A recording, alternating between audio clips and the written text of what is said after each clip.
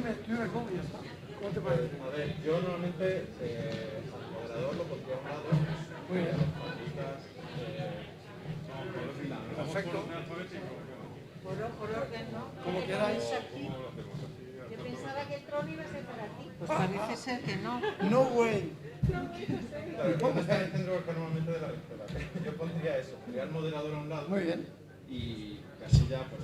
Por orden, ¿no? De todo, y puede ver a todos también. Vale. Y el resto, pues sentados.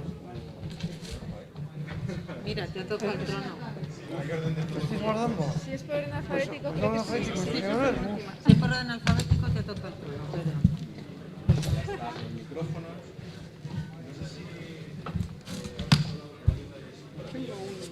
Sí, yo también. No nos han por ahí. dicho nada. Yo también, no sé si las notas, bueno, No sé si queda mal, pero... no, se va. No las lleva. Tienes que dar un cojincito. Porque si no se ¿Qué me ve el hacéis? cuello. ¿Compartir vosotros esos dos? O bueno, ¿cómo estamos? Es un poco raro, y como somos 6 y 4 micrófonos, es un poco raro. Si son de la mía, me siento encima de la Sí, mochila. vale. Yo lo que voy a hacer. Joder. Porque es que si no. Sí, lo que pasa es que... Yo no puedo traer notas porque me No, tengo no, que ya, garganta. pero porque siempre está el borde, se hunde. ¿Sabes lo que pasa? Que Sí, me atasco, ya está. Yo es que si las notas me siento un poquito...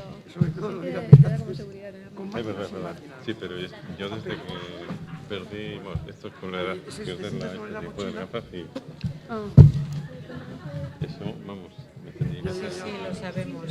y tampoco plan de por unas notas de unas letras. Pero somos... No te cansas.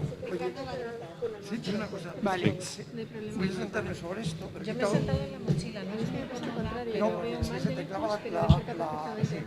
Debe ser de- Es lo contrario, sí. al contrario. ¿Tú crees? Sí, la mayoría de la gente sí. Eres No, bien, bien, hipermiope, ¿no? Y yo soy No, soy miope. miope, soy yo, miope, yo soy...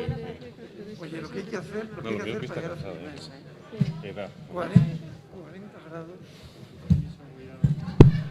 Compartimos el video de Sí, nuestra- compartimos. ¿Esto se mueve? No se mueve, ¿no? Sí, se mueve. Cualquier cosa nos lo acercamos un poco. Cuando me deis la luz verde, empezamos. ¿Estáis ya? Tenemos luz Estoy verde. vacunada ya, para hacer tranquilidad. Yo estoy vacunada ya, tengo dosis completa.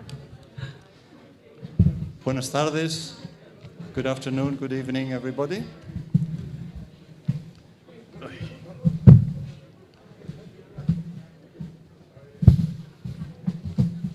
Let's take our seats. Thank you very much for being here. Muchas gracias a todos por haber venido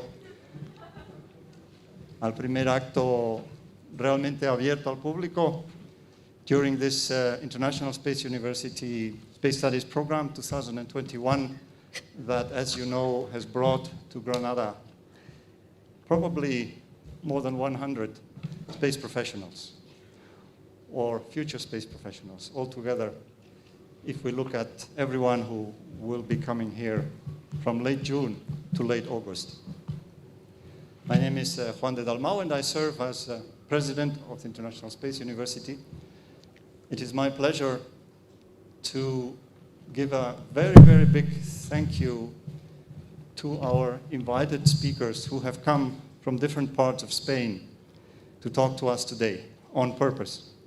And this is especially remarkable in the current times. So I'm sure there will be a very, very loud applause at the end for our guests. And also for those who are hosting us here. And it's really a great pleasure to see that today all 4 members of the SSP 21 local organizing committee in Granada are sitting with us. It's an honor to have you all here. Thank you very much.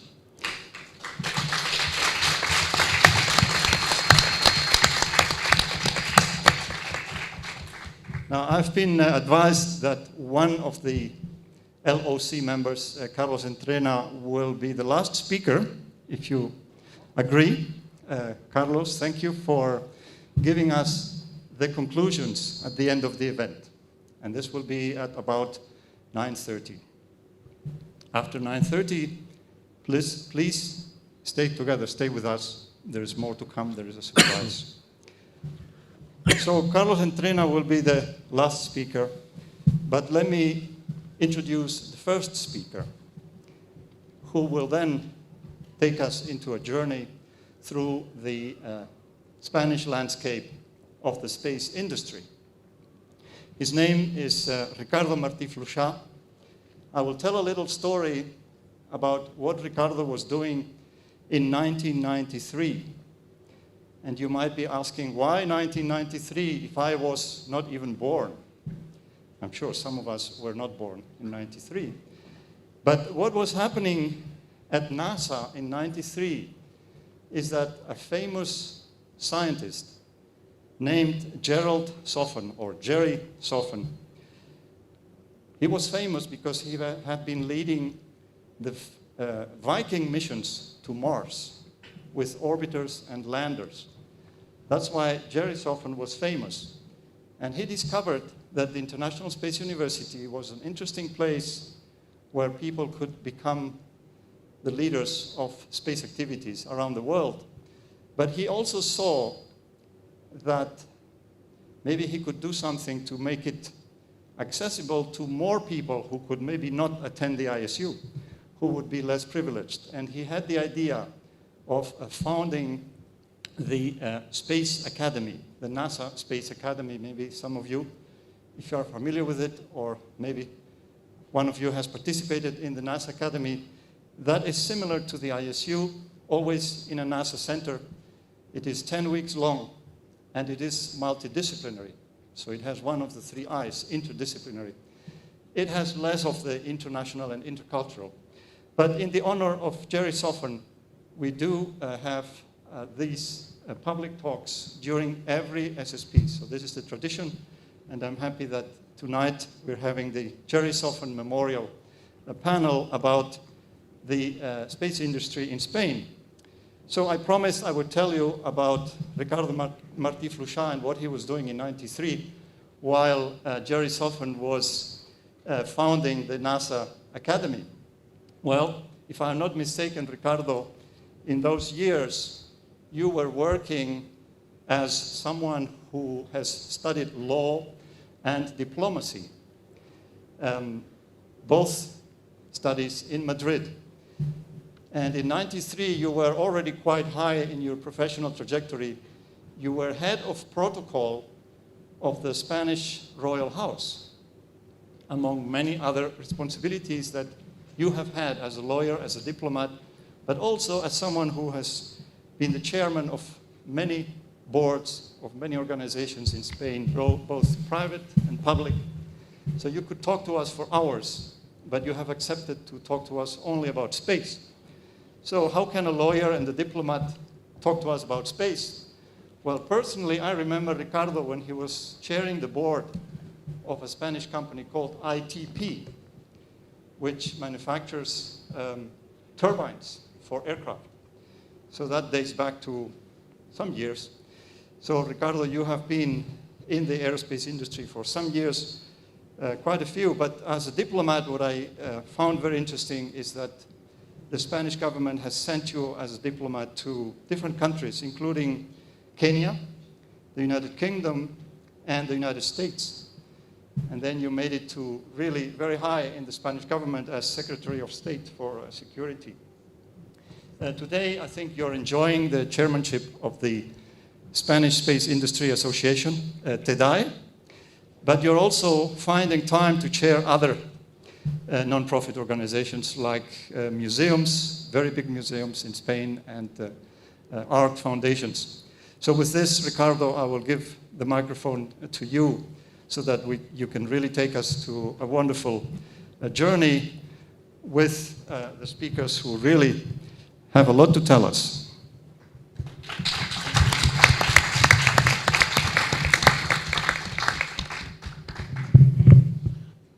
Thank you, Juan, for your very, very kind introduction. I am indeed really thrilled to be here today. As you know, I have now my current position as well as the chairman of the Spanish Association of Defense, Security, Aeronautics, and Space. And really, we are really proud to participate in this year the Space Studies Program of the International Space University. It's not the first time. I mean, we had this space studies program in 1994, I mean, nearly 1983, 1984, in the Universidad Autónoma de Barcelona, and as well later on, I think in 2008, with the Politècnica of Barcelona. Anyway, I would like to express as well my thanks to the organization for the invitation, to the students who want to be part of this event, and whom we could describe as a space university family. And here we share, I share the floor this afternoon with several people that have been enjoying this kind of tuition, and they have participated in the university. But well, I am perfectly aware that this family is growing every single year, and this university continues to elevate the level of its program and its speakers. For those of us who work in the space industry and who enjoy the advances in this sector, it is really an honor to be here today so that our companies, the Spanish companies, can share their expertise. Now, I'm going to name the companies that will be part of the subsequent roundtable and that will briefly, and for 5 minutes, present themselves. First of all, we have Airbus Defence and Space Spain with Mar Fernández Lisbona. After, we have CRISA, there is a part of the Airbus group with Mar López Cotarello. After that, we are going to have GMV, Mr. Pedro Schoch. After that, as well, is Passat with Esther Ribot. And finally, Workspace with Janina Halak. So, just after all, I give the floor to Mar Lisbona to give us, let's say, an overview of what is her company and what Airbus does here. Thank you very much. Thank you very much to the organization, to the International Space University for inviting me back. I was going to say, gee, it's great to be back home. Gee, it's great to be back to ISU. I really enjoyed my stay back in the summer session in 1990, together with Pedro, by the way. And since then, it's been a long way. It's been a long way since 1990. Huh? So I had just graduated as an aerospace engineer from Parks College of St. Louis University in 1989. And I joined Construcciones Aeronáuticas, the old Casa Espacio, today Airbus, in 1989. And in 1990, I was happy and very lucky to be sent by the company to this Toronto summer session, which I really enjoyed. And it's funny because later on in the years, I found many colleagues through my career. In fact, one of my first French bosses was in the same summer session as myself. Nowadays, my French boss, Alain Wagner, which I adore, was also an ISU alumni. So later on, you will see many people who's been attending ISU and is still participating in space activities. Why? Because we are space freaks. We like space. Why wouldn't we here? We love space. So, as I said, I've been working for Casa Espacio, nowadays Airbus Defence and Space, for 32 years now. As the big company, you probably know, it's one of the largest companies in the world, especially the biggest in aeronautics and space in Europe. We deliver all sorts of satellites. We have many satellites in orbit, still building some more. We give services for telecoms, for Earth observation, and so many things. But in Spain, I have to say that we do very interesting things too. We are capable now of delivering complete satellites. We've delivered already a radar satellite, very advanced with a versatile synthetic aperture radar, is giving marvelous images right now from space since 2018. PAZ, the PAZ satellite, it means peace in Spain, by the way. We have also delivered in its in-orbit Cheops. Cheops is a small mission of the European Space Agency for characterizing outer planets, exoplanets. And also we delivered, unluckily, the optical satellite Ingenio. It had a launcher failure. We didn't have the luck to see how was it operating in orbit. However, it was qualified on Earth, so in ground, so it was working perfectly. And right now we have won another contract for the Copernicus missions, the land surface temperature mapping mission, and we're right now working on it. Besides that, we work for launchers. We deliver structures, composite structures of the upper part of the launchers, Ariane 5, Ariane 6, Vega, and Vega C. We've been working for Ariane since the beginning of the program, since Ariane 1, because in Spain, we started space activities back in 1960s, even if you don't believe it, with some rocket sounding payloads, and very soon in the 1973 INTASAT. Minisat was also built by INTA and with CASA as a platform prime back in 2003, and it's been working for many years already. And we also participate a lot in ESA missions, for example, with the soil moisture gradometer, the SMOS mission, which is still working further on to its operations, the initial operations. And I don't know if I'm already on time, if I've spent my 5 minutes. Thank you, yes. I'm going to be the bad guy this afternoon. I mean, so please be very, very, very strict with the 5 minutes. Okay. Thank you, Mar. You have the floor now. Thank you. So I am also called Mar, as you may have heard. In this case, is Mar Lopez. I am working.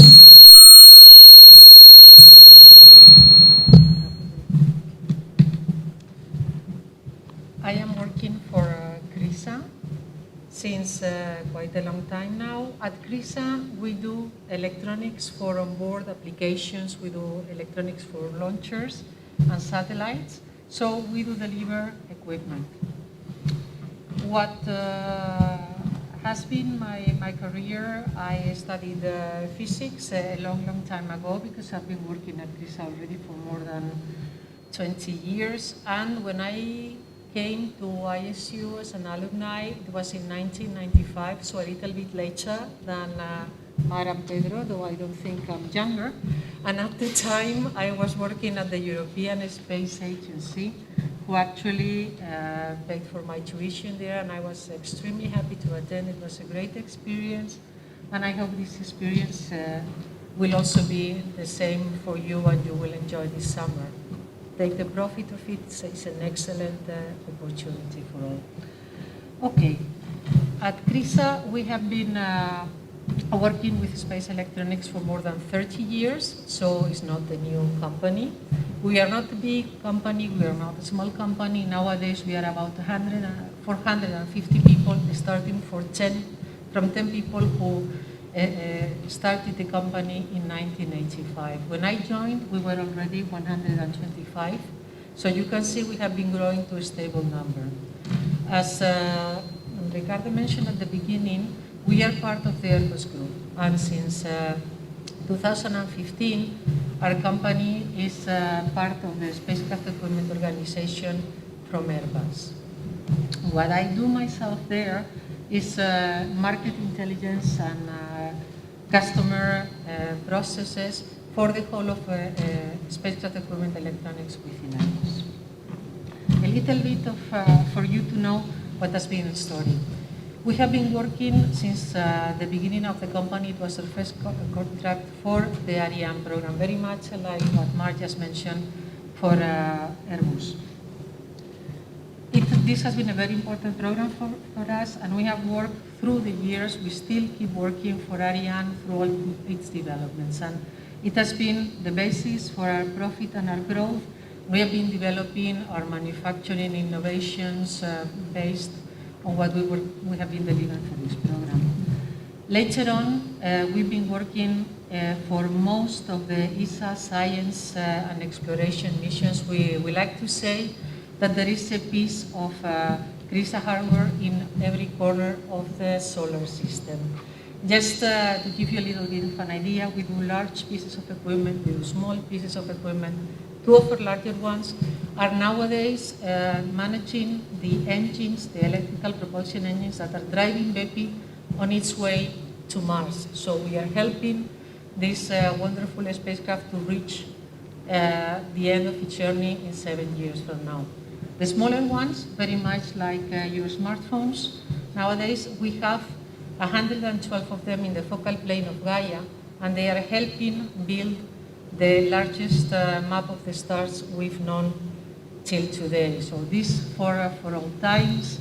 And what about what's new? What is what we are planning to do now?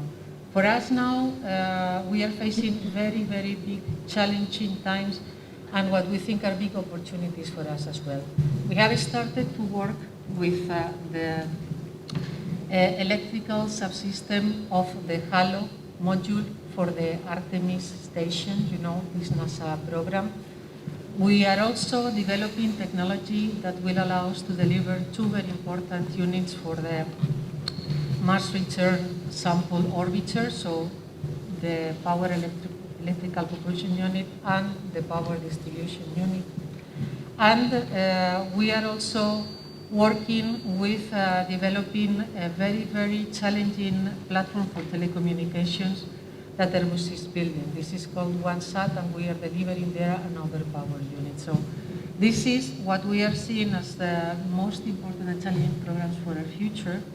And at the same time, we are working through a wide company culture change. We are digitalizing our end-to-end processes and are working on changing the way we relate to one another during our daily work in more flexible ways and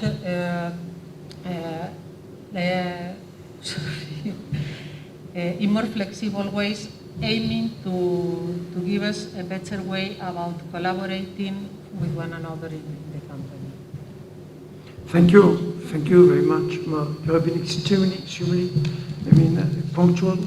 So now, Pedro Schoch, I give you the floor. Thank you, Ricardo, and thank you to the University of Granada and to ISU for having us here. We're really glad, in particular, myself, along with the other ISU SSP alumni. It's great to be back, and it's great to see that the legacy keeps going on, and well, as Mark said before, make the best of all of this opportunity, because this is really a good opportunity. What is GMB? GMB is a global corporation which has about 2,300 employees worldwide, with revenues of about 260 million euros. We were initially a space company, and that is still very much in our DNA. And but over the years, and that is important, and I will refer back to this idea in other questions. Over the years, we have been transferring technology to other areas and other markets of activity, and also we've been applying space technology and space applications to other sectors which might benefit from it. That has only also allowed us to expand the company beyond space and to serve other markets and to really have an impact on the daily lives of people here on Earth for the moment. Maybe in some years, some decades later, we can even have some impact on people on other planets as well. What is it, the technology that we transferred and allowed us to go into other markets, for example, defense and now homeland security, also in aeronautics, in healthcare, in transportation and automobile, in cybersecurity, and in IT in a general sense, providing services to different verticals like banking, financing, and government, and big corporations, and telecoms, and so forth. But since we're in ISU, I'll be talking a bit more in detail about our space activities. GMB does a lot of activities in the space market. We cover, well, our main activities are in the ground segment, also in the flight segment, in operations. We do a bit in that as well. And we also are active in the space applications market and in the navigation. What is it exactly that we do in the ground segment? Well, in the ground segment, we do several things. One of the things that we do, we're very a reference and a world leader is in ground control centers. As we speak, 40% of the SATCOM satellites which have been launched over the past 10 years are controlled with GMB technology worldwide. Also, and those satellite control centers involve the different systems which we provide, which is the satellite control center, the flight dynamic system, the mission planning system, the ground station control monitoring system, and the payload monitoring system. And so that's one of the main areas that we have been managed to get a leadership position. And the other things that we do in the ground control, in the ground segment, are data processing systems. We do process science data, Earth observation data mainly, and then we also provide mission control centers for science. That is downstream, that is upstream. In the downstream part of the ground segment, we are very much involved in space applications, be it technology which is coming from space platforms used for Earth applications, for example, critical infrastructure protection, monitoring environments, monitoring of agriculture and forestry. Also, urban development and urban deployment.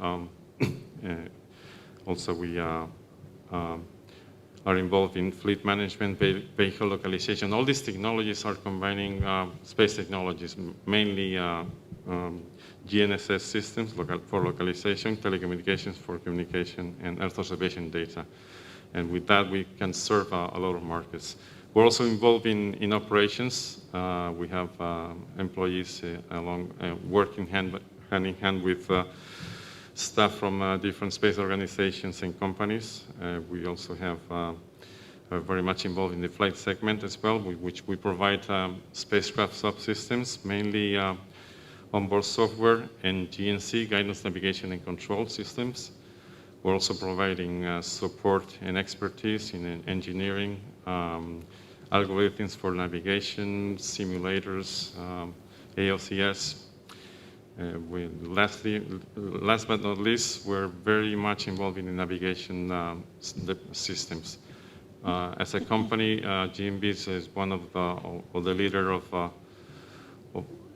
the Spanish market in providing support and developing both EGNOS, the precursor of the Galileo system, and the Galileo system. And we're also involved in the core of the system, the part of the system that processes the navigation signal, and that also guarantees that it is available and it is accurate. So that has given us a profound vision and a profound knowledge of what it entails to what the navigation system what the navigation systems entail, and has allowed us to use this information to expand our company into other markets, as I said in the beginning. What is it that we do with all this? Well, all this has been developed by a team of brilliant people and committed people. Mark said that we're space freaks, and that is true to a certain point. I can tell you that most people, if not everybody in our company, is very much motivated and really has this passion to contribute to the history of space in Spain, in Europe, in the world. And we have systems deployed in different continents, the 6 continents, not in Antarctica for the moment, but maybe sometime in the future. And our systems our technology is being employed in close to 500 missions and satellites. 300 of them are operational, 60 of them are in development, but we have a strong legacy of systems where our technology is being a key for these missions. So we are, as I said, deployed systems and solutions across 6 continents. We also are involved in all types of space missions, be it telecom, Earth observation, space exploration, weather satellites, military satellites, the whole array of different applications. And also we are involved in the whole process, from the design phase, feasibility phase, development, validation, verification, implementation, deployment, operations. So as a company, we cover the whole range, the full range in terms of activities you can do, and then as subsectors within the space market. And so with that, Thank you. Thank you, Pedro. Now, Esther from espacial. Esther, you have the floor. Yes, thank you, Ricardo. Thank you very much to ISU, to University of Granada, and the DAE for inviting us, Hispasat and me, to be present at this very interesting panel. It's a pleasure to be here. Well, as Ricardo said, my name is Esther Riobo. I work at the Regulatory and Orbit Spectrum Resource team at Hispasat. We basically take care of licensing. We get the licenses that our satellites need to operate, and also we ensure that Hispasat has the rights of use for the orbit spectrum resources where our satellites are located. As regards Hispasat, Hispasat is the Spanish satellite communications operator. We have more than 30 years of experience in the market. And currently we have a fleet of 9 geostationary satellites located at 6 orbital positions, of which we hold the rights of use for 4 of them. We have premises in Spain, Brazil, and Peru, as well as commercial presence in most part of the American continent. What we basically do is provide connectivity, connectivity services that help reduce the digital divide. Also, we provide connectivity in the verticals of aeronautical and maritime connectivity, as well as cellular backhaul to help mobile networks, the deployment of mobile networks, especially in rural and difficult to access areas where terrestrial networks have difficulty to access. We also provide video distribution services. At present, we distribute contents for more than 1,300 TV and radio channels. Since its incorporation, Hispasat has been an example of public and private cooperation. We have a 10% of our shareholding that is held by public companies, CDTI, CDT, and CEPI. And the rest of the shareholding, 90%, belongs to the group Red Eléctrica, which in turn also holds a 20% of public participation. Hispasat is also the majority shareholder of Hispasat. Hispasat is a subsidiary of Hispasat that provides communications for governments and defense. And Hispasat in turn also has a 30% of public participation, which is held by the public corporation ISDEFE. Due to that private and public cooperation since its foundation, Hispasat has the calling of being an engine to the Spanish space industry. This calling is present in all our new projects through a program of industrial return that we signed with manufacturers in order to ensure these industrial returns for the Spanish industry. This has resulted in returns of more than 1 billion euros for our industry. Also, we incorporate into our satellites innovative technology in order to help them get the homologation they need to enter the international market.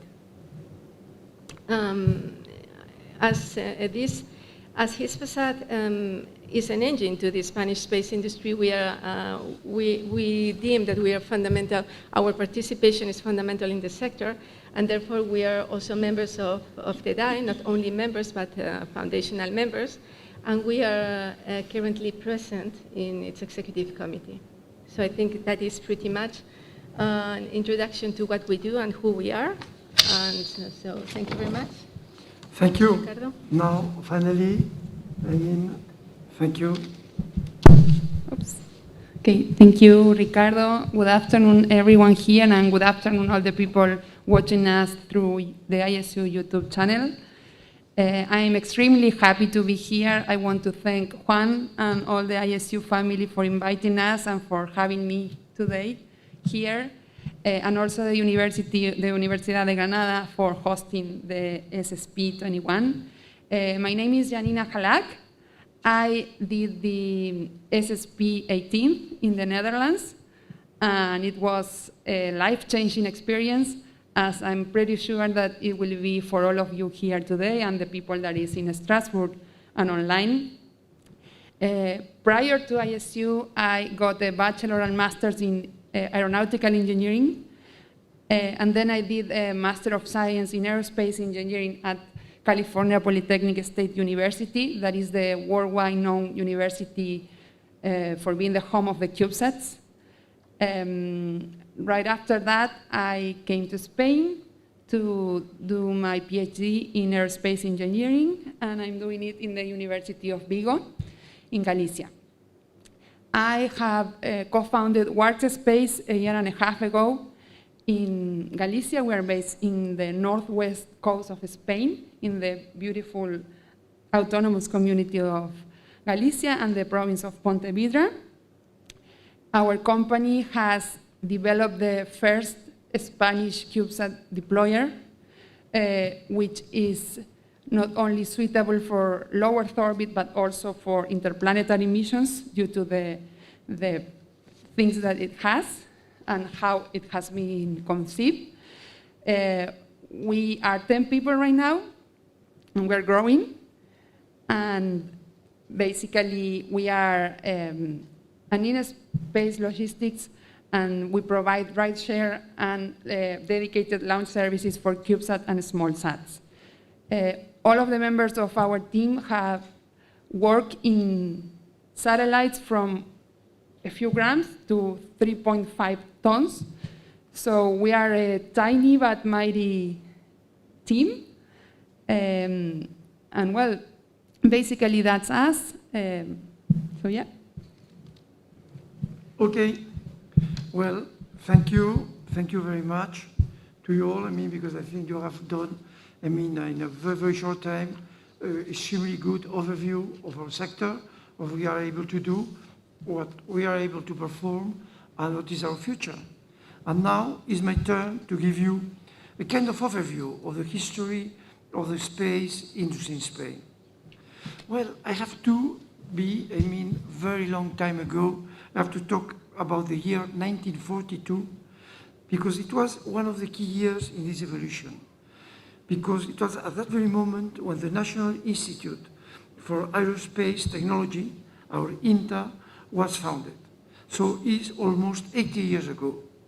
But the impulse generated by its entity in the space, aeronautics, security and defense sectors were really essential to rebuild a country that has been devastated by a very destructive civil war and whose international context in the middle of World War was even worse.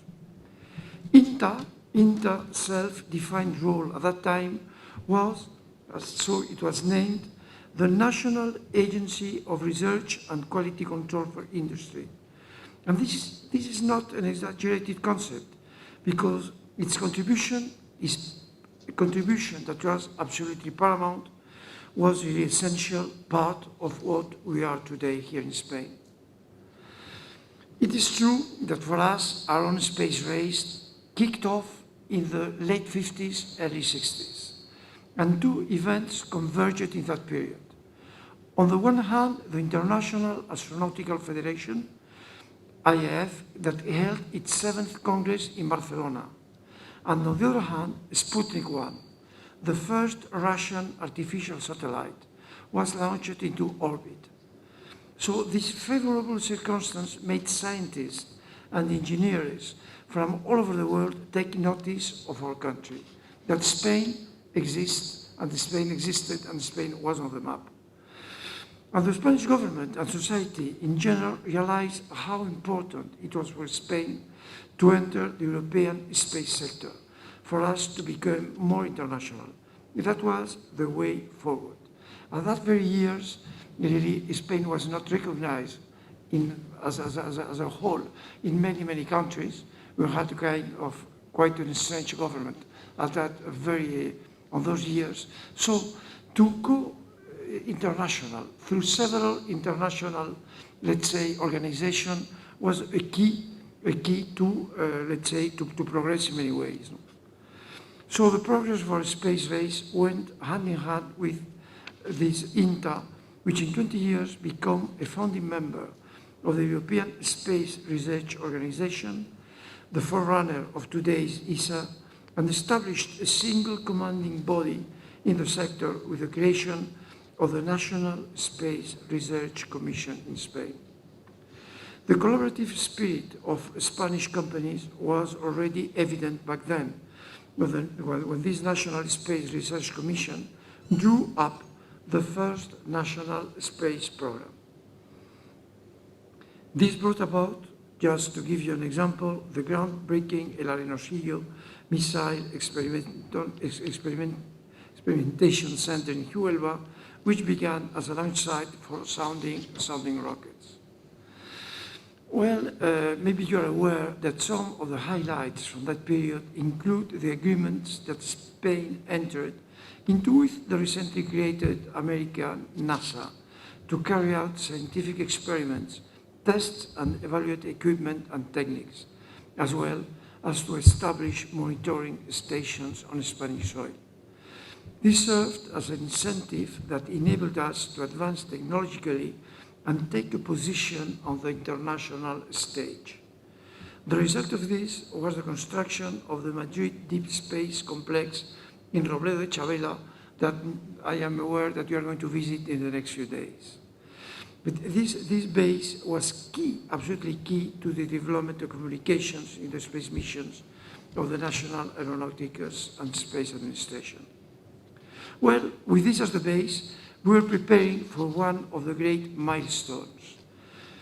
In 1974, we were able to launch the first Spanish satellite, Intasat, with two missions. One scientific, the study of the ionosphere, and the other technological, to investigate the effects that radiation produces on semiconductors. For people of my generation, man's landing on the moon was certainly an unprecedented milestone. A milestone that brought us closer together as human beings. It was some event that put, let's say, all humanity together. And it was a moment of enormous optimism for a society that, like now, faced the future with uncertainty. I still remember vividly when the three astronauts who went on to the moon for the first time visited Spain just a few months later. We had Armstrong, Koch, and Aldrin on October 1961 in Spain, on a world goodwill tour that would take them to 24 countries to share information about the historic flight and plans for a future space exploration. Just to give you an idea of how important was that visit for Spain, the Spanish authorities at that moment didn't know very well how to deal with that. So they decided that it will be a very good idea to put them in contact with three bullfighters. You're going to ask me, why bullfighters? Well, they thought that the men brave enough as to risk themselves to go to the moon, well, they know, to be in contact with people that were brave enough to be in front of a rusty bull doing strange kind of dances. Well, and every one of the bullfighters gave them one of these special kind of costumes that they wear on the bull ring. So they accepted, and they were very happy working together and talking together for some time. But anyway, the fact is that the arrival of the man on the moon was a great step for Spain, for the world, of course, but for Spain as well, but for our space industry. And not only because of the key role played by your country, the world's most famous mission, but also because the Apollo program demonstrated that investment in space was returning to society in the way of technology. Yes, there has been a lot of water under the bridge since then, but I remember this story fondly. It helps me to remember that we were what we were indeed then, and how much we have progressed and professionalized our work. Well, we now come to the 21st century, which invaluable figures that our business fabric has achieved after significant efforts to improve, innovate, be more prepared and up to date.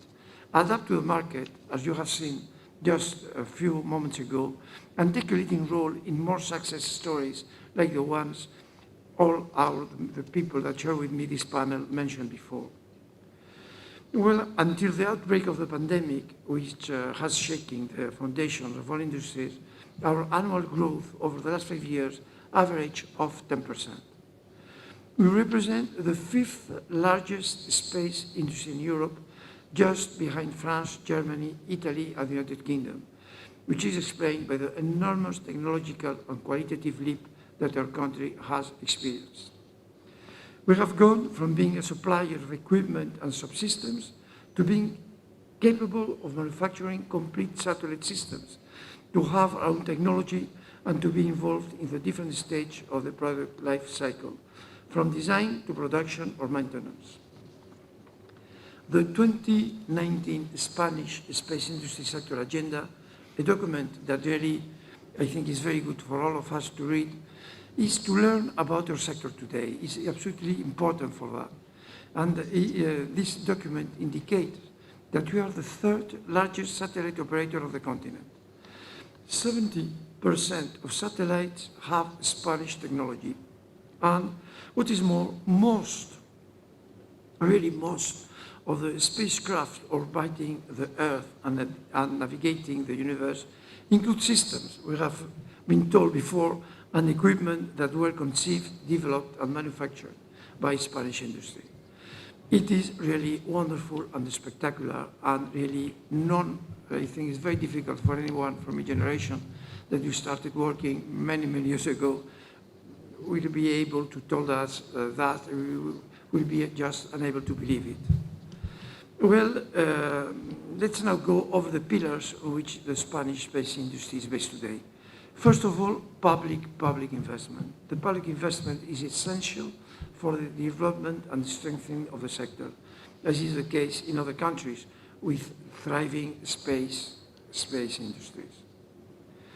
And this discipline in Spain is characterized by its more international and multilateral aspect, since we can say that we are participating industrially, as we have just seen just before, in all of the programs of the European Space Agency that are underway. Before, it was mentioned many programs, but we are involved in KEOPS, SMILE, MTG, PROBA 3, JUICE, BEPI Colombo, Euclid, Solar Orbiter, ExoMars, Mars Sample Return, or HERA, and the Ariane, the Vega, and Space Rider launcher programs, just to give some more examples. And we have seen as well how the European Union promotes programs such as Galileo and Copernicus, all of them for satellite navigation, Earth observation, respectively, SST and Horizon 2020, in which Spain is also participating. And we cannot forget the announcement by the European Commissioner for Internal Market, Thierry Breton, with the proposal for a new constellation of satellites to improve connectivity, which I think is extremely important for all of us. And our companies are firm candidates to do their part in this enormous challenge. Another piece of very good news came in 2020, when the European institution consolidated a budget for the span between 2021 and 2027, the space program of 14.8 billion euros. That is the largest in its history. It's more than necessary in this time that we are suffering now of post-pandemic resurgence. And after the ESA and the European Union, the list of initiatives that look to our space companies would include Spanish initiatives, such as the National Program for Earth Observation by satellites, for instance. And we cannot forget the boost that our companies receive thanks to bilateral and multilateral cooperation programs with NASA, CNES, and Roscosmos, or the national movers like Hispasat, ISDESAT, and INTA. Taking part in these projects helps instill in us a desire to be better, to be these real space freaks, as you were telling you just a second ago, Mar. Because in 20 years, we have quadrupled the number of space-related patents, and about 60% of the world economy depends directly or indirectly on space assets. Our sector is clearly an exporter. Our export represents 81% of our total turnover. And in addition, in Spain, the production of industrial goods and services, of course, has positive effects on other sectors of the Spanish economy. We are a dual technology that is transferable and enables us to improve communications, positioning, and navigation systems. Being as well at the forefront of technology is not easy and requires continuous recycling and an eagerness to excel. So what are indeed our next steps? Future technologies will advance in terms of digitization, artificial intelligence, photonics, miniaturization, additive manufacturing, or the application of new materials such as graphene and new forms of production such as 3D printings. And our companies are aware of the technological investment required to be at the forefront. And for this reason, they are continuously investing in R&D&I. Another document is the KPMG that we prepared in our organization today that includes the data that I have just given you. In 2019, just before the pandemic, we had a turnover of nearly a million euros, which represent a 1.13% contribution to Spain's gross domestic product. After hearing these figures, some of one I have given you badly is €1 million. After hearing these figures, many of you may be wondering about the current situation of our sector in Spain after the shutdown caused by the pandemic. 2020 was a complicated year for all of us, and we have tried to approach it as a challenge. I am proud to represent a group of companies that have made an extra effort to overcome the contingency of the moment, the drop in production, the cancellation or postponement of work. All of them have shown an admirable fortitude, and they have shown a resilience greater than what has been said in other economic sectors. I know it might seem to be a paradox, but it does demonstrate the strength of our sector. We closed 2020 with a record number of satellites launched into space, 1,281, 3 times more than the previous year. Our experience in overcoming adversity has worked really in our favor. Well, we have to face is the challenge we have now in front of us. We have to feel the present historical moment together, minimizing the effects of the crisis and seeing it as an opportunity to participate in the transformation of the economic model of the 21st century, which, among other things, will need to be more sustainable and environmentally aware, and will contribute forcibly to the ecological transition. Well, we have an ambitious and comprehensive recovery, transformation, and resilience plan, such as the one Europe has offered us. And we could not be more motivated. Our companies must seize the opportunities to advance the programs, to push the technologies even further, and to bring more stability to space policy. To this end, it would be desirable to have a monitoring group in which our industry will take part. And this group should include not only larger companies, but also SMEs, many of which were represented in today. For the time being, Spain does not have a Spanish space agency. For now, space-related competencies are distributed among the ministries of science, industry, development, and defense. This project may be closer to becoming reality, as our government has recently shown itself to be in favor of setting up a space agency, a Spanish space agency, which is an aspiration that the sector has had for many years. And the recovery funds will certainly help us in this endeavor.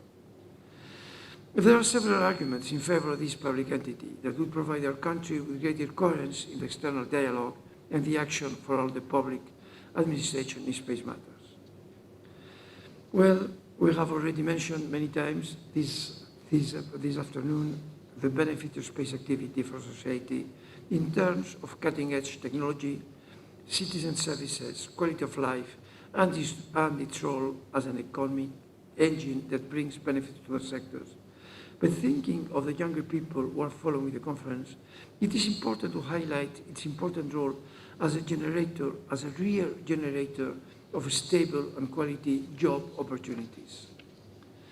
The space companies consolidate contracts that pass the trial periods into long-term permanent jobs in a much higher percentage than in other sectors. Our sector in Spain employs highly qualified professionals, 72% of whom are university graduates, mostly in STEM disciplines. Aerospace, electrical, electronic, mechanical, telecommunications, software engineering are among the profiles that are in greatest demand and require continuous updating given the dizzy pace of change we are living on. Another point to take into account is that the projects are developed in a highly enriching international context, so the mobility of workers, many European, is high, and the command of languages is valued. Our companies are used to establishing agreements with universities to promote scholarships and internships, to help improve the employability and the excellence, the real excellence of the talent that all of you represent. The doors of our companies are open to you, for you to come and continue your theoretical and practical training, and to get to know in situ how we work here in Spain. We are a leading partner in the major space programs, and we are a guarantee of success for our government in the economy recovery. But we cannot grow in volume and capabilities if we do not have a human team that is up to the task. So we invite you all to be part of it and shape the new gadgets that will be launched into orbit.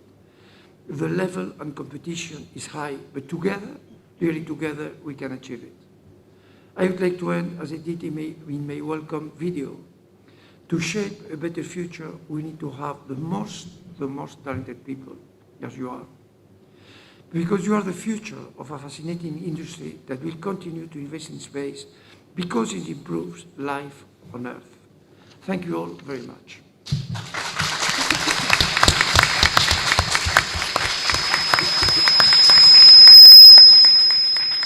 Well, thank you. Thank you for your patience, and thank you for your applause. And now is the turn for some questions to our people. And I'm going to start with Airbus and with Mar Fernandez Lisbona. A very, very difficult question for her is, how does Airbus see the space market situation right now? Well, what can I say? Thank you for your question, Ricardo. You all know that the space market is changing. Right now, there's more opportunities for everybody to access space. Some people talk about new space. New space is really changing the business ways to space. It could be with small startups that come with good technology in smaller sizes. It could be with a little bigger satellites, like OneWeb satellites made in Airbus. It could be, what can I say, with Elon Musk doing all sorts of new technologies with launchers, reusability, and all that is new space. But definitely the market in space, we have different markets. We have the institutional market, which is very important. It's the basis for such a strategic sector. Space is a strategic sector, and definitely it needs the support from the administration. Having said that, in Europe, we have the European Space Agency, we have the European Union, we have the national programs. Those, luckily, fortunately, have realized the importance of space, and they keep increasing their contributions, their budgets, which is good. Right now in Spain, we are expecting also the continuity of the Earth observation plan, the national plan. But definitely, like he said about the new budget approved with the European Union of 14-point-something billion euros is quite the basis for the space business. But then the commercial markets, the ones we call commercials, those are based, luckily, for telecom operators like Hispasat. They sell services. That one is changing too. The market is changing because the needs, probably Esther can speak better about this than myself, but the needs of the users are changing. Youngsters don't watch that much TV, for example. They need all different services right now coming from internet. So the infrastructure has to change, has to be different. So right now, the companies, we are adapting to all these new needs. For example, with having in-orbit reconfigurable payloads, so that right now satellites can be changed their mission from land, from ground, by just changing by software the coverages, for example. And I think that the good thing about giving more opportunities to everybody to access space is going to give more opportunities for the businesses, more to come, to my understanding. We can see, of course, Elon Musk, Jeff Bezos, with all their initiatives. We can also see Virgin Galactic. I always speak about space tourism. When is space tourism going to be really launched, so that we can fly? I wanted to be an astronaut, and I couldn't be an astronaut. Why can't I just go suborbital flight, for example? Those still have to be growing, and hopefully safeguarding the safety of the people, because that's the main important point. I think that there are good chances for the market to grow into new opportunities, not mentioning the Artemis initiative, back to the moon, going to Mars. I think there are good chances now. Thank you, Mar. And now to the Mar. Really, we are very interested in all the technological development Krishna has been able to develop over the years. But which is, in your view, the most impacting technological development for onboard electronic economics in the coming years? What do you really expect there? Well, coming a little bit from what you mentioned, and also something that Mar mentioned, we think that the next challenge is related to the digital disruption. Basically, that's what we think is going to change most of the systems we work in space electronics about. We have been hearing about big data, artificial intelligence. What does it all mean for the development of electronics? What is important in our view for this is the possibility of having full digital control and processing systems within the satellites. You know now that the number of equipment are already digital, but what is really important is to try and digitalize those that are mainly using analogic technologies now. Why? Because by doing this, we will allow the possibility of reconfiguring functions, something about what Mar was talking about, from the ground. And what does this mean? This means that we will be able to provide with flexible and cost-effective equipment and services to our customers. We can change from ground our missions. And if we go on, even in the future, the very same satellites would themselves be able to learn, adapt, and decide how to change during the mission themselves to provide the best services that the customers are expecting on ground. And of course, this is for the future, but we have already started to implement this kind of activities. When we are talking about digital control electronics, this is something we have been using in programs we have been developing together with our colleagues in Airbus, like the active antenna for quantum, which is already a reality. And we are working now on an even more complex and demanding control electronics for the future SpaceSat satellite with a more powerful and complicated antenna that we will work together with. When I was talking about before of our programs and the hardware we are developing for Mars, for the moon, and for this platform that we are working for with Airbus, we are already putting in there new technologies that have to do with the use of new semiconductor elements like gallium nitride. You may have heard of GaN. We are using GaN transistors, and this allows us to manage high power, high voltage applications that are needed in order to manage smaller sizes of our units, more powerful performances. We are already doing all this, and we expect that these technologies that we are developing will come to be a reality in the next units we are going to manufacture. Thank you. I'm very thrilled, hearing you, because, we have great expectation, because I'm absolutely convinced that we are on the good way. It's the future that we are talking now. So really, it's very impressive. Pedro, you represent here, a great company, but you are much younger as a company than all the other two that have preceded you. But what has been, you think, the evolution, and maybe what has been the most important milestone for you, from the creation of GMV? Thank you, Ricardo. Well, GMB, from a small startup company, at that time we didn't call them startups, but in 1985, that's what we were, to a multinational global corporation.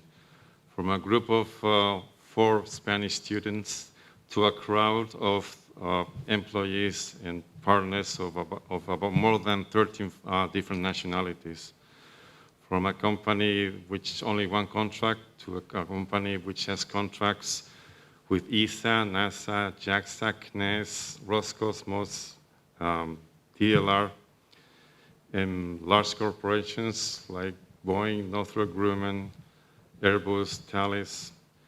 From a company which had only a very small footprint in Europe, to a company, a corporation which has a global footprint. We as a company have come through that from 1985 to now through different phases. The first phase, from the 1985 to early 90s, we were a company which was learning, which was bringing up experience and know-how. We were only able to respond to studies and to provide some consultancy. From early 1992 to 2000, we grew, we learned a lot, we kept accepting challenges, we raised the level of responsibility by taking new contracts and difficult challenges. We started to develop, not only responding to studies, but develop our own technology, develop subsystems and parts of subsystems. We started transferring technology from the space sector to other sectors to make our company grow. We, from 2000 to 2015, we started growing our company geographically by acquiring companies or setting new affiliates worldwide. We increased our knowledge, we increased the level of responsibility. We were implementing, developing, and providing full systems. We were integrating ground control centers. We were integrating we were part of system provision in navigation and in Earth observation. We're widening up our reach and objectives within the space sector. We also had our first contract with NASA at that time. It was big time for us, especially for our company, a small group in Spain, space enthusiasts, for which NASA is one. It was a dream at the beginning. Well, 20 years later, we had already been there. And now we are in a position that we're looking for ways to expand. We have a solid position in different areas. We're #1 provider of satellite control centers worldwide.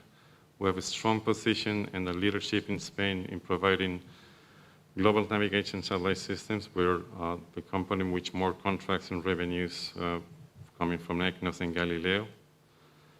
But we keep expanding, we keep investing, we keep funding with our own R&D and with public R&D money as well. We keep growing. We're still young. We want to grow. We keep looking for new avenues for growth, for new technologies, for new areas. To just mention a few, robotics for us is a new area for growth. And it's going to be both for the space sector and beyond space, also with applications on Earth. So what I'm saying this because this is the opportunity for you. I mean, we have a startup company here, and you have a potential group of people here which might end up also setting up their own startups. So my message here is go for it, do it. And GMB is not the only company which has made it. Although our founder wasn't named Elon Musk, or wasn't named Richard Branson, or wasn't named Jeff Bezos, but our company was named, the founder was Jose Maria Martinez Garcia.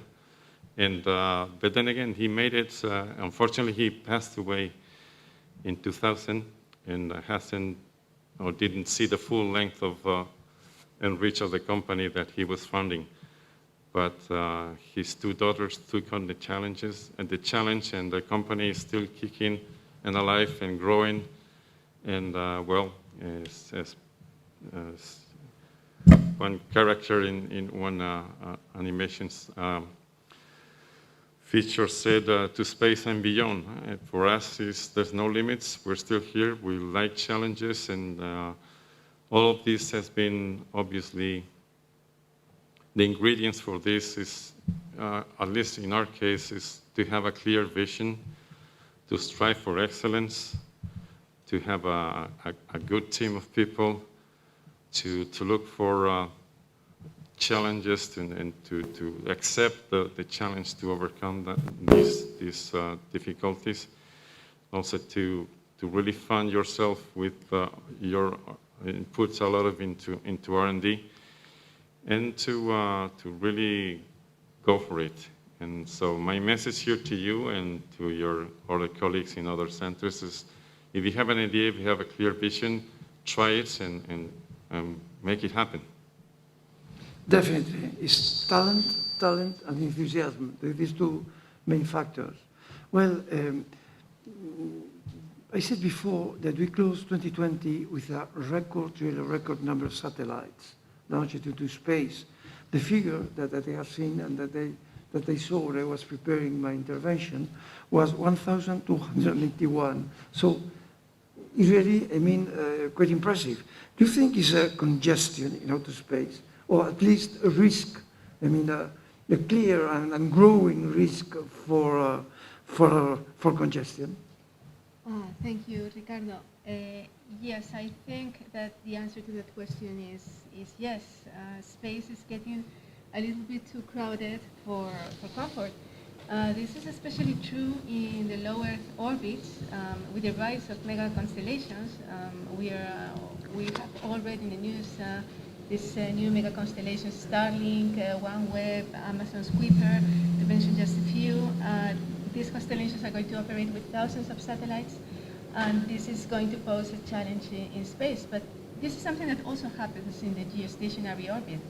The number of satellites that have been launched to space has been constantly increasing since the 1960s, and satellites provide very important services, very different and important services to the daily life of citizens. So they're going to continue to be launched. That's obvious.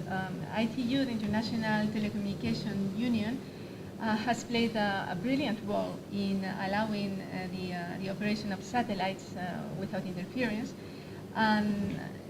The challenge is becoming even more complex for ITU in this sense. Also taking into account that some arcs of the geostationary orbit have more demand than others, for example, the North American and the European arcs.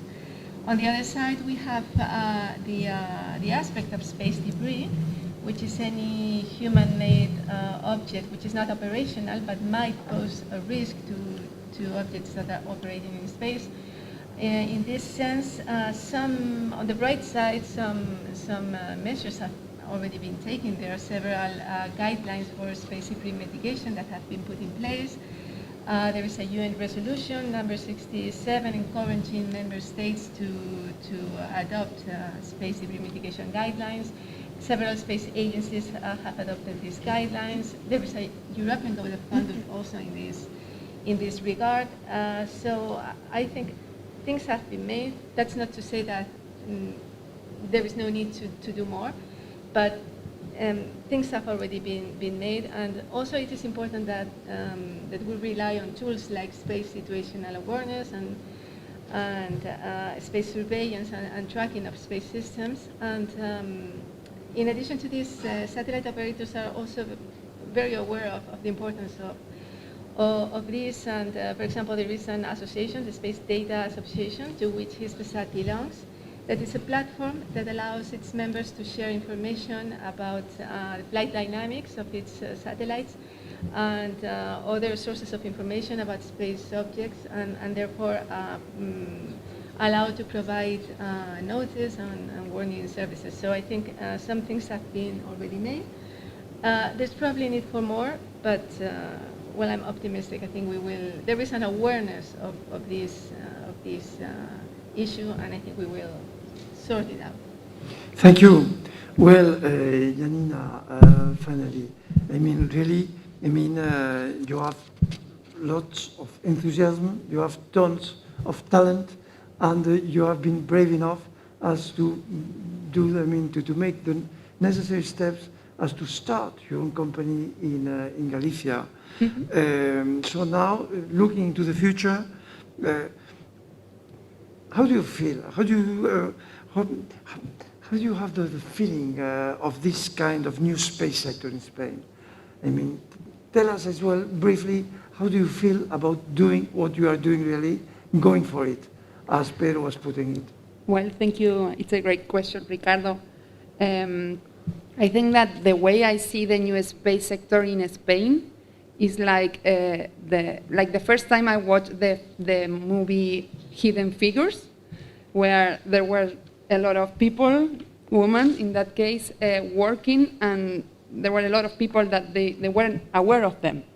So I think that in Spain there are around 15 new space companies or new space startups doing and providing subsystem level and end-to-end solutions, working in an agile approach without bureaucracy and like with the getting the things done mindset. And I think that the present in the new space it looks good, but I think that the future is even brighter. Thank you really. I mean now, because I would like to give some time for questions to the audience, but anyway, very, very briefly, I'm going to give you several questions, and I will be very, very grateful if you can answer just in 20 seconds. And I'm going to follow the same order. So, first of all, international cooperation, that myself, I think this is absolutely paramount. And can you imagine your company without these collaborations? Mar? No. In fact, most of our contracts are with international companies. Right now, for example, we are working with the Chinese Academy of Sciences with the joint mission ESA and the Chinese Academy of Sciences SMILE, which studies the interaction of the magnetosphere with the solar wind. And this kind of international cooperation would not be possible. I mean, makes it possible, makes this mission possible, and some good new developments, for example, for CRISA. Krisa, what do you think? Well, as I have explained before, our first contract was with Ariane. Yeah. That is a program that is run by 9 different countries, so it's run in 9 different countries with 15 different companies, so you need a lot of people, a lot of countries to build these things. We have been able to develop our technology and our capabilities through our participation in the European Space Program, very much like quite a lot of the Spanish companies all through the years. We have bilateral agreements NASA, Spain, is the United States Space that have allowed us to participate in the Perseverance and Curiosity missions now running on Mars. And as Mars said, most of our activity is with customers that are not in Spain. Just for you to have an idea, about 85% of our revenues come from export customers, customers that are not in Spain. That is a lot. Yes. Pedro. Well, nothing much really to add. It is true, but that by its own nature, space has to be international and needs cooperation. That's the way things are done. No single country can do certain projects, and now that things are looking like we're going to finally and eventually go out of the Earth to the Moon and Mars and beyond, we need to collaborate and we need to pull our resources together in countries, companies, and all that. So for that matter, I mean, international cooperation is a must, and it's good. It's extremely good.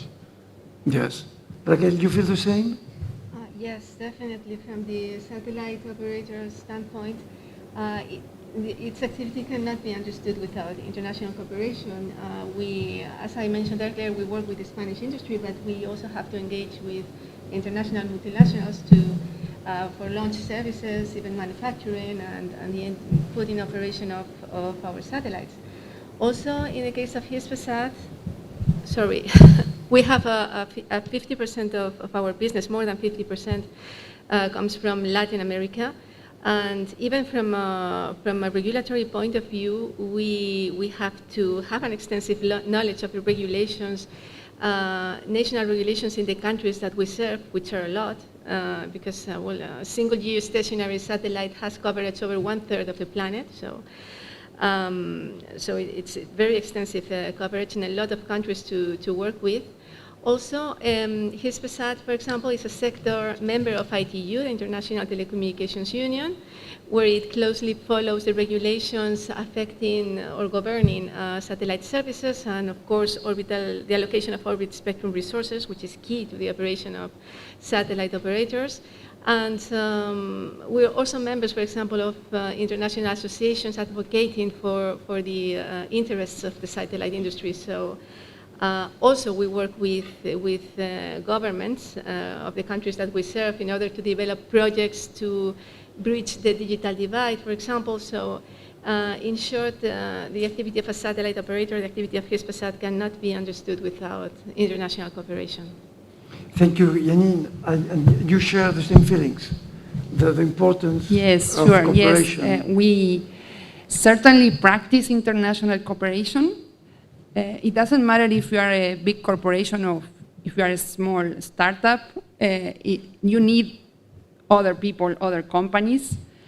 In our case, we have signed a cooperation agreement with DLR, and I told you before that we are just 10 people. They are providing the communication module for our orbital transfer vehicle, but we also work with companies in European countries, like in the Netherlands, in France, and also in the USA, and in India, that it's a growing market.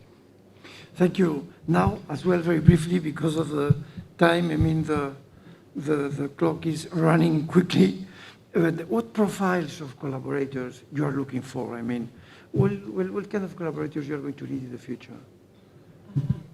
Probably all sorts of subsystems and equipment suppliers. Right now, we're heading towards this kind of new generation of antennas in orbit reconfigurable. We also would like to evolve more in the launchers technology in order to be at the same level as SpaceX, for example. We need to develop a little bit on that, so that kind of specialist would be really welcome. Yes, Krisa.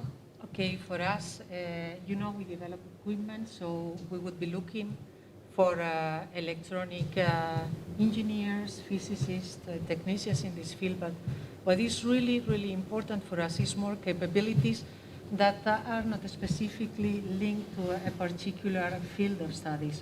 We need people who have creativity, agility, interest in working in a digital environment to grow. We like people who would be thrilled working in larger teams, even if they are specialized, with the capability to understand what the others bring to the group, and to be able to put all that together so we can build the company in the future that we want. Yes, Pedro, GMV. Okay, we are obviously looking for STEM people in all areas, all types of engineers, mathematicians, physicists, and so forth.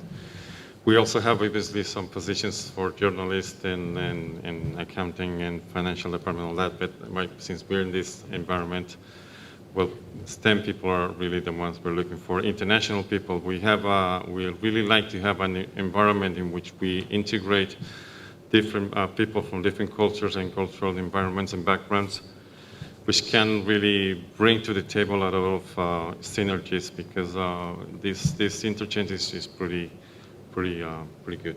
So, and the other thing that I would like to add is that GMB is the 7th largest employer in the European space market, and is one of the fastest growing companies. And we currently have 162 positions opened, and you're more than welcome to look it up at our website or in LinkedIn. Raquel, what about this facade? Yes, well, these are exciting times, so satellite operators are also undertaking new paths of growth, such as 5G, Internet of Things, mobility, data analytics, even in a near future, possibly quantum communications. So the profiles that will be needed will be very varied, always oriented towards innovation, in order to remain competitive in the market, which more and more demands state-of-the-art services, robust and efficient services. So I think the profiles will be very varied, very different, but always oriented towards innovation. And I include here legal profile, because I have a legal background, so of course we need the engineers, physicists, etc., but also legal people, a variety of profiles in short. Thank you. And for your startup, Yes. Janine? In our case, we are mainly looking for people with interdisciplinary profiles, people that are willing to grow as we grow, and with a broadened skill set, of course. But most important thing that we are looking is have good persons in our team. As I told you before, when you are a small team, if you miss like 1 or 2 people, you may be doing things wrong, like for the 10 or 20% of your team. So it is important to have good persons in the teams. Thank you. Well, so finally, really finally, I don't want to assume many more questions this afternoon to you all, but what do you like your company to be able to announce publicly in the next 5 years, in your case? Just one headline for each. The new European launcher and breakthrough technologies in space. That's good.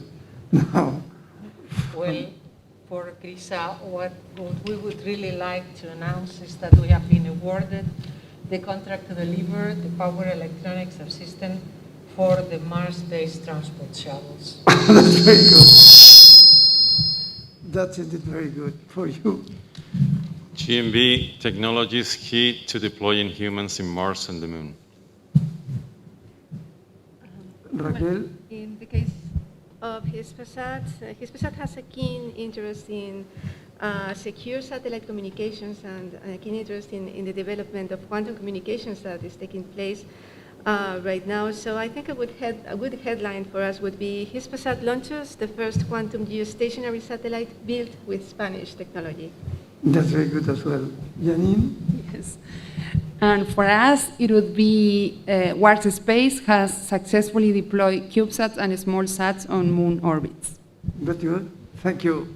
Well, thank you very much to all of you that has been kind enough as to be with us this evening, and we have some time to have some questions from you, if you have any here, or maybe from some of the people that are online. Is there any question?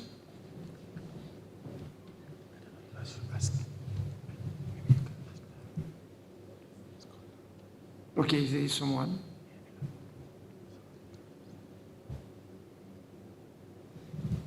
Well, we have several. Okay. Start by number one. Number one? Okay, so it's going to Yanin. What was it like to start a space company coming out of ISU? Sorry, can you repeat? Yes. What was it like to start a space company coming out of ISU? Yeah, it was great. Actually, well, I have, of course, an engineering background, I told you, but I didn't know really too much about business or management or stuff like that. So I joined the Space Management and Business Department, and I think it was the best decision I could ever made because it gave me not only confidence, but I learned a lot. I learned, I think, even more than if I have done an MBA or something like that. So if you're planning to, if that person is planning to start their own company, I encourage him or her to join the Space Management and Business Department. Thank you. There's another question. This one, I think, is for Pedro. How do you ensure diversity and gender equality in your company?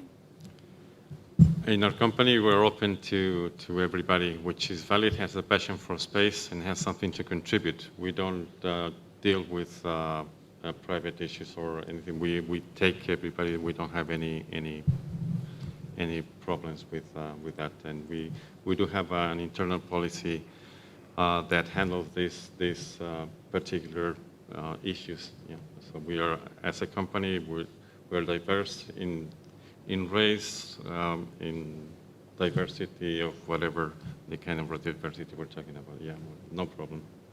There is a question for Airbus. What do you think is the future of large GEO satellite? And do you believe that small GEO is the future of GEO? Well, it depends on the technology that we need. Definitely, in order to have coverage on Earth from so far away, 36,000 kilometers away, you probably need a lot of power. You probably need big solar panels. You probably need big antennas with high demand on power. So I still see big satellites up there with big antennas, the big payloads, and I'm not quite sure whether in GEO a small satellite would do a lot. But still, definitely, technology has to evolve, and in Airbus, we appreciate the good ideas, and we value them, and we encourage them. Thank you. Now, there's a kind of tricky question. What does it mean to you to be a Spaniard? I don't know if some of you, to be a Spaniard. To be a Spaniard? Yes. I don't know if some of you want to ask, or to answer, I mean. If none of you, well, I mean, to be a Spaniard, I mean, it's an enormous honor. I'm extremely proud to be a Spaniard, and I am extremely aware of the huge effort my country has been done over the last 60, 70 years. And I will be trying to convince until the end of my days that really we are, that we are as good outside as we are inside. So to convince abroad the things we have been doing inside Spain. Well, it was my task when I was a diplomat abroad, and now it's my task to promote the Spanish technology sector as aeronautical, space, and defense, and security, of course. And well, I think I'm very proud of our generation, the different generations that have been performing over the last, let's say, 70 years. May I add something? Please. I would be very helpful. Thank you. Well, I have developed my career for the first 9 years working in the European Space Agency. So as a Spaniard, I've worked in an international environment from the time I finished my studies till, as I said, when I was 33. I have never had any difficulty in working together with people from the different countries in Europe for the kind of line of work I was doing. I was working with NASA, with Russian authorities, all over the world at the time. And being a Spaniard had, of course, the advantages we have as Spaniards, the disadvantages that we have as Spaniards, but we worked together. Technically, there was absolutely no difference what we could bring to the teams. And then what I found out is that the different nationalities, if you want to make that difference, bring their virtues to the teams. We are open, we are easy to work with. I said we are as technical competent as the rest. We are very imaginative. In situations of chaos and difficulty, normally people from the south of Europe can find easy ways out of situations that others have it more difficult to deal with. I've lived through those experiences, mainly when we were working in Russia. In other occasions, it's better to have people from other countries, more to the north, because sometimes they are more helpful in carefully organizing everything. But for me to be a Spaniard has always been something I was proud of, and has never been creating any difficulty for me, no matter where I have worked. Thank you, Mar. Is there someone who wants to add something? Yes, I would like. Okay. If the microphone lets me, I would like to add something. I guess the question was made more from a personal point of view, but I would like to answer it also from a company point of view. Hispasat has the pride of being an engine to the Spanish space industry, as I mentioned earlier, and we are proud of it. But also because we are Spanish and because we have we share language with Latin American, and we have a culture that is near to Latin America, we also have become a bridge of communication between Europe and Latin America, which is something we're also very proud of. So being Spanish, I think it's an added value for Hispasat, and we have an activity that is, I think it's beautiful. We communicate people across continents.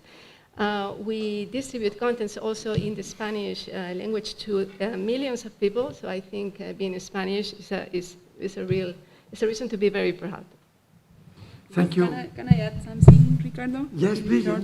So I was born in Argentina, but when I had the chance to apply for the Spanish citizenship, I had no doubt.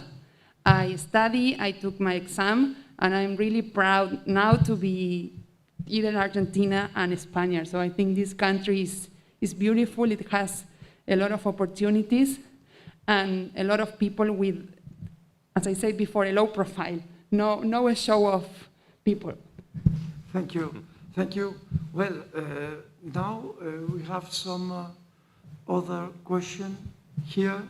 Is not the yes, Carlos, you have a question. You need a. You can just shout. Yeah. Okay. So, as we know, because Ricardo said it, Spain does not have a space agency. For the time being. And the Spanish industry is one of the largest in Europe, very well developed, has a lot of companies working in all sorts of space missions. So, do you think that not having a space agency is good or bad for the space industry in Spain?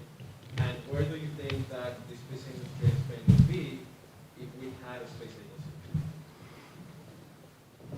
Some of you, I mean, your impression. Okay, up till now, we've had, you've heard about CDTI, Centro para el Desarrollo Tecnológico Industrial. They were managing the budget, the space budgets for ESA contribution mainly.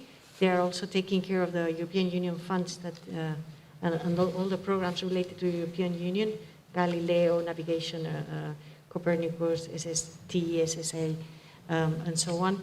And this Spanish Space Agency would have to unite all the interests from CDTI, being the Ministry of Science, also the Ministry of Defense interests in space, also the Ministry of Transport in space, which takes care of Galileo, also the Ministry of Industry.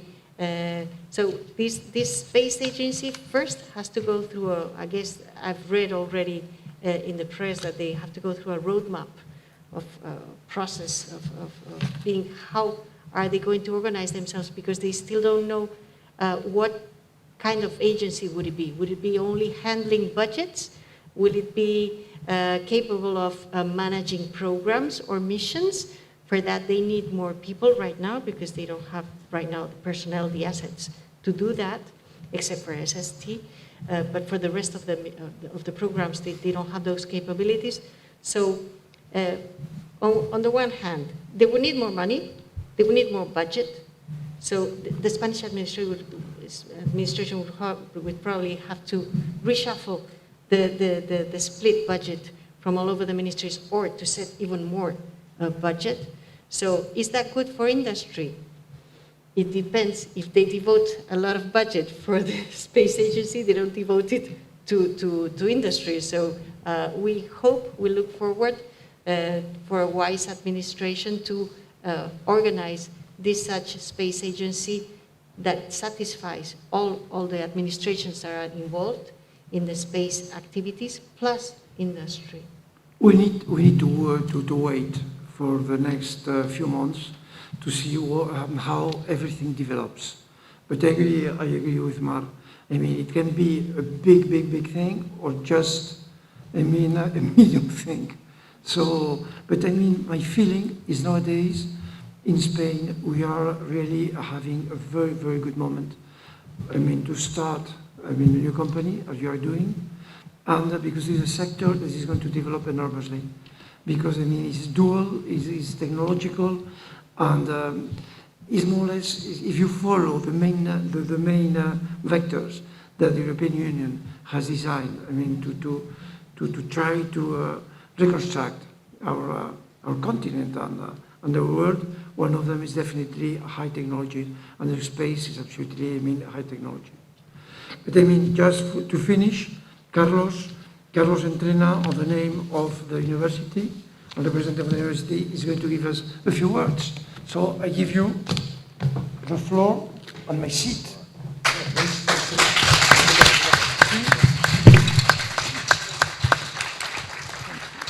All right. Thank you, Ricardo. I would like to start with a big thank you to all our panelists for being here and for a great discussion. So please give them a big round of applause.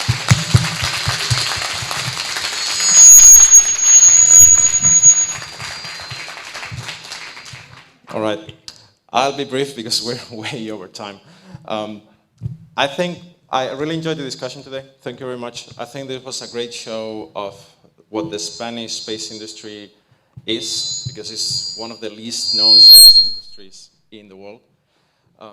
I bet most of you didn't know that 70% of satellites in space have Spanish components, but that is a reality. And this overview, and this is actually a great overview because I've taken some notes: satellite structures, electronics, licensing, spectrum, technology transfer, ground segments, applications. I think the only two departments that are not represented here are humanities and human spaceflight.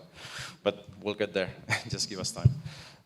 So I'm happy that we could have this panel. This was one of the main goals of bringing SSP to Granada, to showcase the capabilities of the space industry that we have here. And it's a pity that we could not fill this with a normal SSP with 120 participants, but the pandemic came over and we've had to reduce numbers. So that is one of the main takeaways I would like for you to get out of this: the capabilities that we have in Spain and the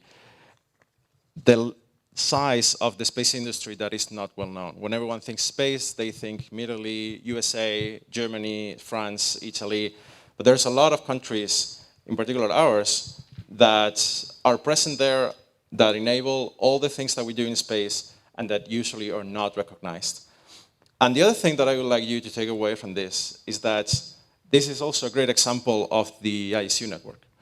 Most of our panelists here are from SSP, spanning 30 years. So from SSP 90, when I was 1 year old, until 2 years ago. And this is also what you will get out of this program, what you will get out of SSP. You will become part of a network that does not care about age differences, does not care about nationality differences, does not care about what company you're working on.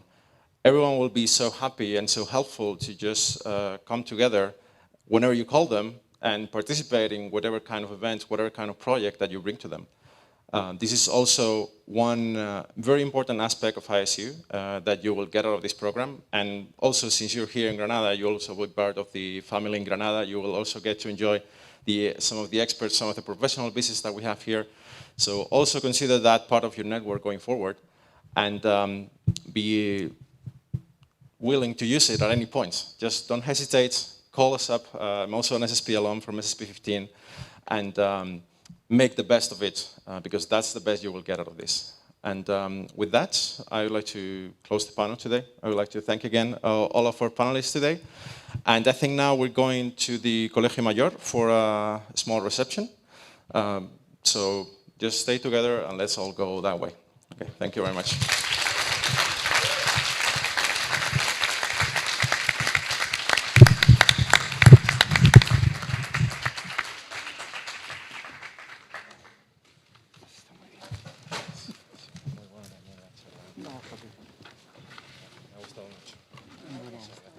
Es muy simpático, no, muchas gracias.